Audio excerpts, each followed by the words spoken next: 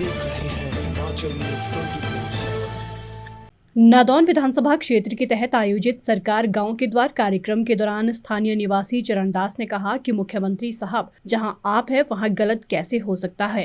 हुआ यूं कि मुख्यमंत्री राज्य सरकार की विभिन्न योजनाओं के लाभार्थियों से संवाद कर रहे थे तो चरणदास ने राज्य सरकार की राजस्व लोक अदालत की सराहना की और कहा कि उनके तकसीम के एक पुराने मामले का निपटारा हुआ है। उन्होंने कहा कि मुख्यमंत्री उन लोगों की आवाज बने हैं जिनकी कोई आवाज नहीं थी। इस पर ठाकुर सुखविंदर सिंह सुक्खू ने कहा कि उनका काम ठीक से हो गया तो चरणदास ने कहा कि मुख्यमंत्री साहब जहां आप है वहां गलत कैसे हो सकता है।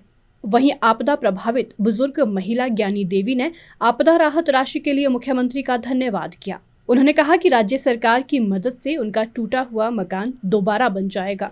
मुख्यमंत्री ने कहा कि राज्य सरकार ने अपने सीमित संसाधनों के बावजूद आपदा प्रभावितों को विशेष राहत पैकेज प्रदान किया है ताकि उनके जख्मों पर मरहम लगाया जा सके। उन्होंने कहा कि नियमों को बदलकर राज्य सरकार ने ये राहत पैकेज प्रभावित परिवारों को प्रदान किया है। वहीं मुख्यमंत्री सुख आश्रय योजना के लाभार्थी दीपक शर्मा ने मुख्यमंत्री ठाकुर सुखविंदर सिंह सुक्खू का इस योजना के लिए आभार व्यक्त किया और कहा कि उन्हें HAS की कोचिंग के लिए राज्य सरकार की ओर से आर्थिक मदद मिल रही है और 4,000 रुपए प्रति माह की दर से पॉकेट मनी के रूप में अब तक 16,000 रुपए प्राप्त हुए हैं। इसी योजना के एक अन्य लाभार्थी शुभम ने कहा कि मुख्यमंत्री सुखाश्रय योजना का लाभ उन्हें भी प्राप्त हो रहा है। उन्होंने बताया कि इस योजना के अंतर्गत उन्होंने विवाह के लिए मिलने वाली आर्थिक सहायता के लिए आवेदन किया। इस पर मुख्यमंत्री ने पूछा कि विवाह के लिए कितनी आर्थिक सहायता मिलती है। शुभम ने कहा कि राज्य सरकार 2 लाख रुपए की आर्थिक सहायता प्रदान करती है। वहीं इससे पहले मुख्यमंत्री का हमीरपुर के गलोड़ पहुँचने पर स्थानीय जनता व प्रशासन ने जोरदार स्वागत किया। अपने संबोधन में मुख्यमंत्री ने कहा कि 1 साल में प्रदेश सरकार द्वारा शुरू की गई सभी योजनाओं की जानकारी इस कार्यक्रम के माध्यम से जनता तक पहुंचाई जा रही है। उन्होंने कहा कि जनता को हर सुविधा मिले इसका सरकार पूरा ध्यान रख रही है। उन्होंने कहा कि ये कार्यक्रम जनमंच की तरह नहीं है। भाजपा ने जनमंच कार्यक्रम पर करोड़ों रुपए व्यर्थ में गंवाए हैं जबकि कांग्रेस सरकार योजनाओं का लाभ भी दे रही है तो वहीं मौके पर लोगों की समस्याओं को सुनकर उनका समाधान भी किया जा रहा है। सरकार गांव के द्वार कार्यक्रम के तहत आज से पूरे हिमाचल प्रदेश में कार्यक्रम की शुरुआत की गई है और निश्चित रूप से सारी जगह हमारे आज मिनिस्टर्स गए हुए हैं। मैंने ये कार्यक्रम की शुरुआत 12 बजे करनी थी लेकिन लोगों ने बाहर जगह जगह स्वागत द्वार लगाए हुए थे, थोड़ा लेट हो गया।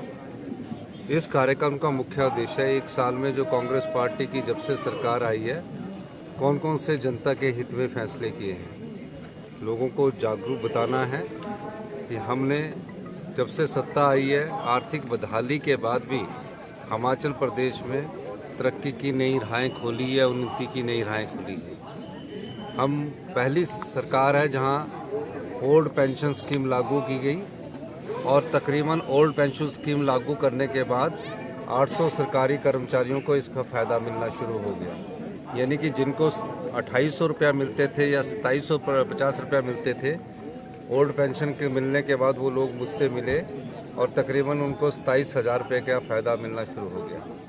दूसरा, आपदा आई इस प्रदेश में, ऐतिहासिक आपदा थी।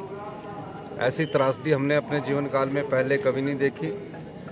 भारतीय जनता पार्टी के जो नेता राज्य के हैं कोई मदद उन्होंने नहीं मांगी।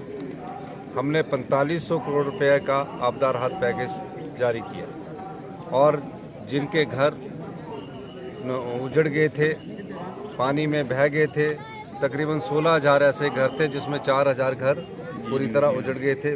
पाई जोड़कर एक व्यक्ति हिमाचल प्रदेश में एक ही घर बनाता है या किसी का 2 से ज़्यादा घर होता नहीं है।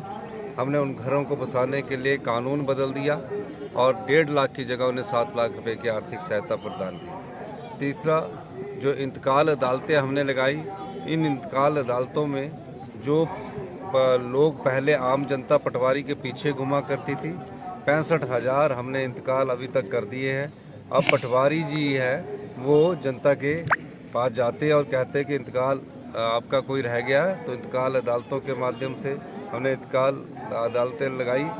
लोगों तक ये सरकार अब खुद आई है, गांव में गई है, गांव की समस्याओं को जानने के लिए इस सरकार के सारे मंत्रिमंडल के सदस्य आज इस कार्यक्रम की शुरुआत कर रहे हैं। हिमाचल न्यूज़ 24/7 के लिए हमीरपुर से मीनाक्षी सोनी की रिपोर्ट।